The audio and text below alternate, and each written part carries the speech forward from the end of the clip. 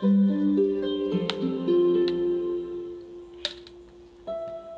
camino del reino.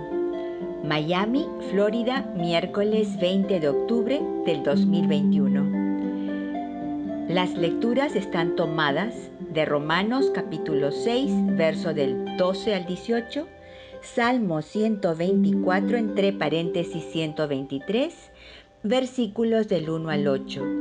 El Evangelio está tomado de Lucas capítulo 12, versos 39 al 48. El tema de hoy: ¿esclavos del pecado o la justicia? Queridos amigos, ¿cómo pasa el tiempo? Ya estamos 20 de octubre. Hoy Pablo en la primera lectura nos presenta el contraste entre la ley y la gracia. ¿Servidores del pecado o servidores de la justicia? Escuchemos atentamente. Romanos 6, del 12 al 18. Hermanos, que el pecado no siga reinando en vuestro cuerpo mortal, sometiéndoos a sus deseos.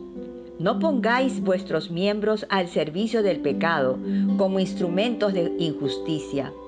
Antes bien, ofreceos a Dios como quienes han vuelto a la vida desde la muerte, y poned vuestros miembros al servicio de Dios como instrumentos de la justicia. Porque el pecado no ejercerá su dominio sobre vosotros, pues no estáis bajo ley, sino bajo gracia. Entonces, ¿qué? ¿Pecaremos, puesto que no estamos bajo ley, sino bajo gracia? En absoluto. ¿No sabéis que cuando os ofrecéis a alguien como esclavos para obedecerlo, os hacéis esclavos de aquel a quien obedecéis? Bien del pecado para la muerte, bien de la obediencia para la justicia. Pero gracias sean dadas a Dios, porque erais esclavos del pecado, mas habéis obedecido de corazón al modelo de doctrina al que fuisteis entregados. Liberados del pecado, os habéis hecho esclavos de la justicia. Palabra de Dios, te alabamos, Señor. Servir al pecado es morir a la gracia. Es como volver a vivir como viven los paganos, vacíos de pensamiento, oscurecida la mente, alejados de la vida de Dios debido a su ignorancia y su terquedad. Perdido el sentido moral, se dedican a todo género de impureza y de codicia. Dice en Efesios 4, 17 al 19. Mientras leía este párrafo parecía que estaba describiendo a muchos de los líderes políticos actuales en el Perú, ¿no les parece? Servir a la gracia, por otro lado, es revestirse del hombre nuevo, creado a imagen de Dios, para llevar una vida verdaderamente recta y santa. Así lo dice en Efesios 4:24.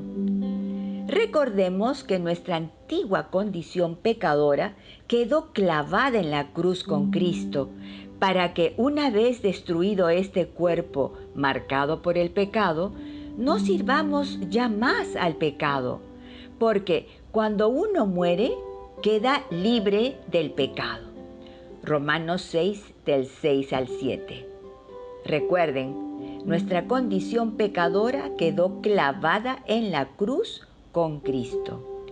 Por eso será necesario orar al Padre de los cielos para que, de acuerdo a la riqueza de su gloria, nos robustezca con la fuerza de su Espíritu para poder crecer interiormente. Efesios 3:16. Bueno, oremos ahora con el Salmo 124. El responsorial es: nuestro auxilio es el nombre del Señor.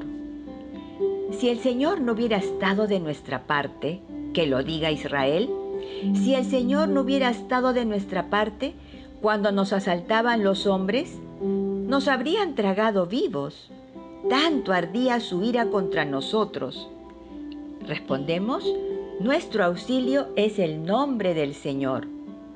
Nos habrían arrollado las aguas, llegándonos al torrente hasta el cuello. Nos habrían llegado hasta el cuello las aguas impetuosas. Bendito el Señor que no nos entregó en presa a sus dientes. Respondemos, nuestro auxilio es el nombre del Señor. Hemos salvado la vida, como un pájaro de la trampa del cazador. La trampa se rompió y escapamos. Nuestro auxilio es el nombre del Señor, que hizo el cielo y la tierra. Respondemos, nuestro auxilio es el nombre del Señor. Lectura del Santo Evangelio según San Lucas, capítulo 12, versículos del 39 al 48. En aquel tiempo dijo Jesús a sus discípulos, comprended que si supiera el dueño de casa a qué hora viene el ladrón, velaría y no le dejaría abrir un boquete en casa. Lo mismo vosotros, estad preparados, porque a la hora que menos penséis viene el Hijo del Hombre. Pedro le dijo, Señor, ¿dices esta parábola por nosotros o por todos? Y el Señor dijo, ¿quién es el administrador fiel y prudente a quien el Señor pondrá al frente de su servidumbre para que repartan la ración de alimento a sus horas? Bienaventurado aquel criado a quien su Señor, al llegar, lo encuentra portándose así. En verdad os digo que lo pondrá al frente de todos sus bienes. Pero si aquel criado dijere para sus adentros, mi señor tarda en llegar, y empieza a pegarles a los criados y criadas, a comer y beber y emborracharse, vendrá el señor de ese criado el día que no espera y a la hora que no sabe, y lo castigará con rigor, y le hará compartir la suerte de los que no son fieles. El criado que, conociendo la voluntad de su señor, no se prepara ni obra de acuerdo con su voluntad, recibirá muchos azotes, pero el que, sin conocerla, ha hecho algo digno de azotes, recibirá menos. Al que mucho se le dio, mucho se le reclamará. Al que mucho se le confió, más aún se le pedirá. Palabra de Dios, gloria a ti, Señor Jesús. Amigos, el Evangelio de San Lucas nos presenta también dos contrastes, el mayordomo fiel y el infiel. Pero primero nos pone el ejemplo del dueño de casa, que sabiendo a qué hora viene el ladrón, no dejaría que éste perforara las paredes de su casa. En Juan 10:10 dice que el ladrón no ha venido más que a robar, matar y destruir.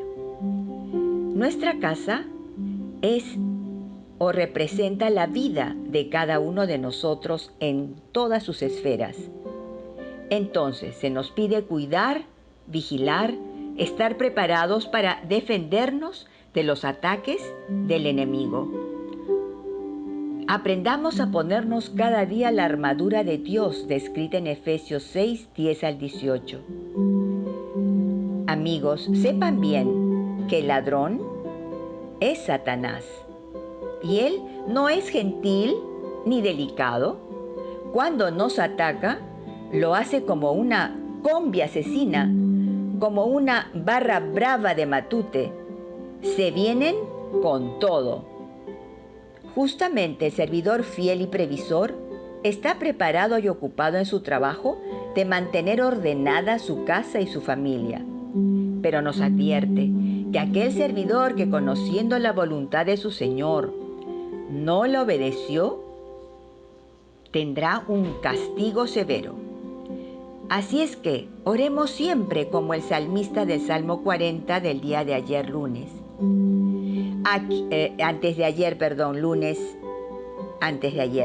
Aquí estoy, Señor, para hacer tu voluntad. Amén.